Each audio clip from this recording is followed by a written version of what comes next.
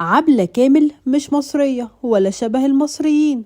كلام غريب قوي وصعب بجد قالته ياسمين الخطيب على النجمة عبلة كامل. مش بس كده، دي قالت انها رافضة تشارك في افتتاح المتحف المصري الكبير. ايه الحكاية وليه مسحت ياسمين الخطيب اللي كتبته عن عبلة كامل بعد ساعة واحدة بالظبط؟ خلينا في البداية نقول لكم ان في كلام كتير جدا انتشر الساعات اللي فاتت ان عبلة كامل هتشارك في افتتاح المتحف الكبير، وطبعا الكلام ده فرح ناس كتير جدا وقالوا يا ريت ده يحصل بجد. لكن ياسمين الخطيب كان ليها رأي تاني، وطلعت وقالت دي شبه الخلايجة ولبسها شبه لبسهم وملهاش أي علاقة بالنسخة المصرية.